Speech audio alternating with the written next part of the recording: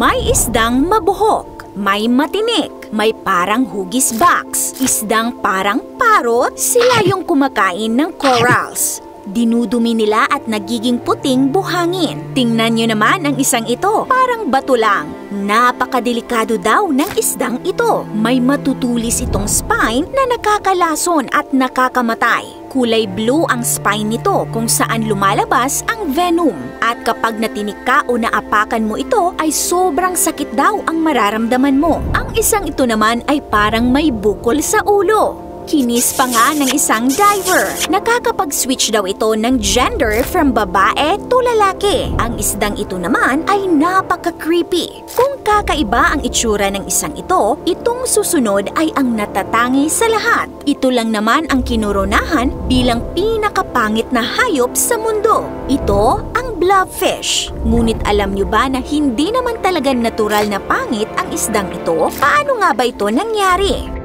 Ayon sa National Geographic, mayroong 32,000 species ng nabubuhay na isda sa mundo. Siyam ng species nito ay uri ng blobfish o kilala rin sa tawag na flathead sculpin. Lahat ay miyembro ng Psycholotis genus na ang ibig sabihin ay nakatira sa malalim na bahagi ng dagat. Kung ang karamihan sa mga kilalang uri ng isda ay naninirahan sa karagatan ng hanggang 650 feet lamang kung saan meron pang liwanag, ang mga blobfish naman ay karaniwang matatagpuan sa madilim at malamig na habitat sa ilalim ng Atlantic, Indian at Pacific Oceans sa pagitan ng 1,970 hanggang 3,940 feet. Taong 2013 nang tinawag ang blobfish na ugliest animal in the world dahil sa anyo nitong kakaiba. Mayroon itong maputlang kulay pink na mala-jelly na katawan. Nakababa ang bibig na tila ba ito'y napaka-miserable at mayroon din itong malaking lawlaw na ilong. Kung titingnan, para itong natutunaw na jello. Dahil dito naglabasan ang maraming meme ng blobfish.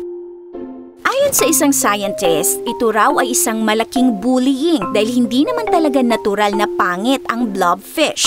Ganito ang itsura niya kapag nasa kanyang habitat.